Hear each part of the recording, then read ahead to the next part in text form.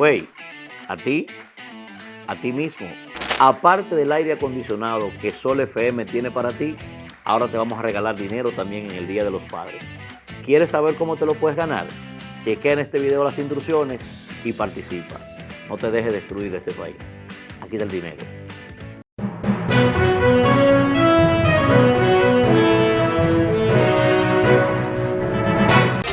Bien, señores, tenemos en la línea telefónica al doctor Juan Daniel Balcácer, al historiador Juan Daniel Balcácer. Presidente de la Academia Dominicana de Historia. Así es. Buenos días, Juan Daniel. Buenos días, ¿cómo están ustedes? Muy bien. Maestro, Gracias por aceptar nuestra llamada, Juan Daniel. A propósito de la posibilidad de que el acto de juramentación del presidente sea en el Teatro Nacional, entonces leía una opinión tuya que refería que eso había ocurrido con Camaño. Yo sostengo que en la vida constitucional dominicana no ha ocurrido porque el gobierno del presidente Camaño, del presidente de los constitucionalistas, no fue un gobierno constitucional. ¿Aló? Adelante. Adelante. Sí. Ajá. Sí. Mira, eso que tú planteas es un tema de discusión más que histórica, jurídica. A mi modo de ver, lo que sucede es que en el caso de Camaño tenemos que la sucesión presidencial conforme a la Constitución del 63 se había interrumpido con Rafael Molina Ureña. Recuérdense que la Constitución del 63 planteaba que a la ausencia del presidente y del vicepresidente, que en este caso Bosch y González Tamayo estaban fuera del país, la sucesión presidencial correspondía al presidente del Senado, Juan Casanova Garrido, o al presidente de la Cámara de Diputados. Correcto. Que en efecto, durante 2 o 3 días ocurrió porque Molina Ureña desempeñó por 2 o 3 días esa función hasta que se asiló. Cuando se produce ese vacío, el profesor Bosch escoge al líder militar que entonces era Camaño y lo propone para que presidiera el gobierno constitucional. ¿Qué sucede? Que era como se llamaba el gobierno de los constitucionalistas, que defendía el retorno a la Constitución del 63. Es cierto, Camaño organizó un gobierno, igual como lo hizo en la parte norte el general Imper Bajera, y entonces el gobierno de los constitucionalistas se llamaba gobierno constitucional, y en la colección de leyes y decretos de la República, bueno, figura Camaño y y parte de su gabinete firmando tanto el Acta de Reconciliación Dominicana como el acto institucional, que fue el que sirvió de especie de constitución al gobierno provisional de Héctor García Godoy. Entonces, si esa legislación o esa documentación está en la colección de leyes y decretos, en la Gaceta Oficial, se infiere, se colige. Sí, se está interrumpiendo, Juan Daniel, ahí excúsanos. Se colige, Ajá. Decía... Se colige, se infiere que al figurar en la colección de leyes y decretos de la República, estamos ante un gobierno de carácter constitucional que fungió como tal en medio de una guerra. Perdón, don Juan Daniel Balcácer, Nayib le saluda, ¿cómo está usted? Hola, ¿cómo está, Nayib? Bien, fíjese, el propio término constitucional implica necesariamente que ese gobierno haya surgido apegado a lo que establecen los preceptos constitucionales del país en ese momento. Si en 1963 el orden sucesoral para la presidencia de la República era presidente, a falta del presidente, el vice, a falta del vice, el presidente del Senado, a falta del presidente del Senado, el de la Cámara de Diputados, Camaño no era ninguno, no tenía ninguno de esos cargos, fue designado por el profesor Juan Bosch Entonces, como eso no está en la Constitución, ese gobierno, ese régimen, literalmente no es constitucional. Usted le pueden poner el apellido que quieran. Sí, adelante, Juan Daniel.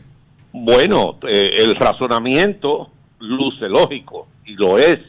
Ahora, estamos hablando de una circunstancia extraordinaria en donde la formación política, el Partido Revolucionario Dominicano, que se consideraba el heredero legítimo de los derechos a reclamar su constitucionalidad, escogió al coronel Camaño para ser el representante de ese gobierno que ellos llamaron constitucional y que actuó como constitucional dentro de la zona en que operó. No tuvo naturalmente efectos jurídicos sobre todo el país, lo sabemos, había dos gobiernos. Entonces, por eso planteo la posición de Julio, que merece una discusión jurídica, pero en el entretanto, si ustedes van a la colección de leyes y decretos de la República, ahí están las decisiones y todas las disposiciones jurídicas que se tomaron, sobre todo el acto institucional y el acta de reconciliación. Que ha habido mucho debate, sí. Y yo le he dado mucho seguimiento, incluso a obras que no son muy populares, pero interesantes. Y esos debates se han intentado subsanar con publicaciones posteriores. Sí. Por ejemplo, hubo un trabajo de dos historiadores de la Universidad Autónoma de Santo Domingo, Ramón Arturo Ubrí Pimentel y José Dolores Reynoso Minaya. Ellos hablan sobre el triunvirato y las consecuencias del derrocamiento a Juan Bosch. Ellos sustentan ahí claramente por qué el gobierno de Camaño no había sido constitucional. Y eso, posteriormente, Bonaparte Gotro Piñeiro trata de saldarlo, pero creo que un poco por los cabellos. Porque la Constitución de Bosch establecía que el orden sucesoral, entre otras cosas, tenía que ser un miembro del PRD. Entonces, tú sabes cómo se subsanó la cosa, según Gotro, pero sin ninguna publicación, sin ningún documento que tampoco que avale eso. Había un señor que se llamaba El Oso, que era dirigente campesino del PRD. Él le preguntó: Oso, ¿tú tienes formulario del PRD? Entonces, ahí Gotro llenó la inscripción. De Camaño.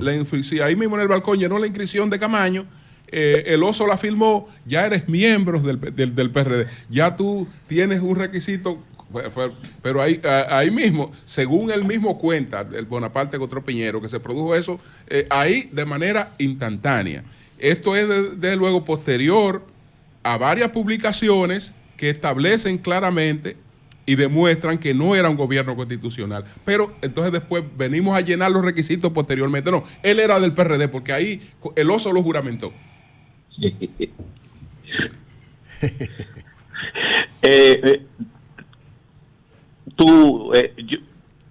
Tengo entendido incluso que Camaño hasta renunció momentáneamente a su condición militar. Sí, él lo dice, que ahí mismo se quitó las insignias, después que el Oso le llenó el formulario, que se quitó las insignias y que todo se cumplió ahí.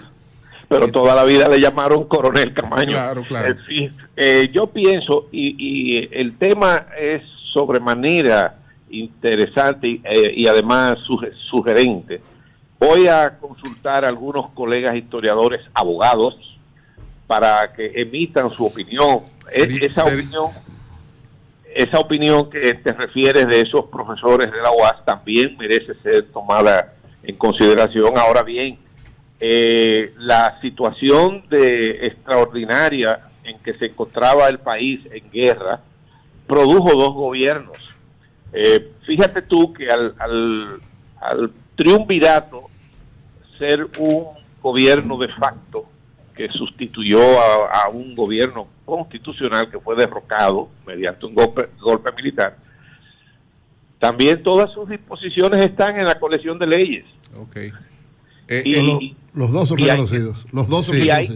Y hay que tomar en consideración eso, aun cuando el acta de reconciliación y el acto institucional el gobierno de Reconstrucción Nacional no lo firmó. Ahora, lo que da vigencia y legitimidad al gobierno provisional de Héctor García Godoy precisamente fue el acto institucional que fungió como constitución. Sí. Don Juan Daniel, ¿cuántas leyes, cuántos decretos, cuántas ordenanzas, tal vez resoluciones tenemos de la dictadura de Trujillo? No, pero la dictadura de Trujillo fue dictadura, pero fue un gobierno. Sí, claro que sí. Y por eso por leyes. Perdón. Porque él dice que la constitucionalidad de un gobierno está sustentado en que ahí están las leyes y los decretos. Bueno, y no es así. Pero está la referencia. Y no es así porque Trujillo fue una dictadura. Ahora una dictadura. Él no ha planteado eso. Él está diciendo que hay un reconocimiento volviendo finalmente al origen del asunto. Pero volviendo Sí. al origen del asunto, ¿qué piensas ya sobre Esta decisión? la posibilidad de que el acto se haga en El Teatro el Nacional. Teatro Nacional? Bueno, conforme a lo que ustedes mismos han establecido, fíjate qué pasa. Desde la Constitución de 1908 de Ramón Cáceres, que fue la que estableció el sistema bicameral en el país, se estableció que el juramento del presidente, en ese entonces en la Constitución del 8 se había suprimido la vicepresidencia, tenía lugar ante la Asamblea Nacional. Y a partir de esa Constitución, después que terminó la ocupación militar norteamericana, se retomó esa tradición. Y siempre, desde el 30 en adelante, las juramentaciones han sido en agosto, excepto la de Bosch, que fue el 27 de febrero del 62. Y que fue en el pasillo del Palacio. Sí, bueno, pero fue... Pero en el local del Palacio. Del Congreso. Ahora, la Constitución consagra que el juramento debe ser ante la Asamblea Nacional. La Asamblea Nacional, como todos sabemos, no es más que la reunión conjunta de las dos cámaras. Pero si la Constitución no dice que debe ser en el edificio del Congreso. Exacto. Sí. No viola nada. Y entonces la Asamblea, si se reúne, donde quiera que se reúna, es Asamblea Nacional, si están las dos cámaras reunidas. Un legislador no es legislador porque esté en el edificio del Congreso. Donde quiera es legislador. Debe ser legislador si actúa conforme a... Y entonces, ¿qué pasa? Que la solemnidad de la ceremonia de toma de juramentación siempre ha sido en el salón de la Asamblea. Juan Daniel, ojalá que aprovechemos tu presidencia en la Academia Dominicana de la Historia para subsanar ahí una injusticia con don Orlando Hinoa.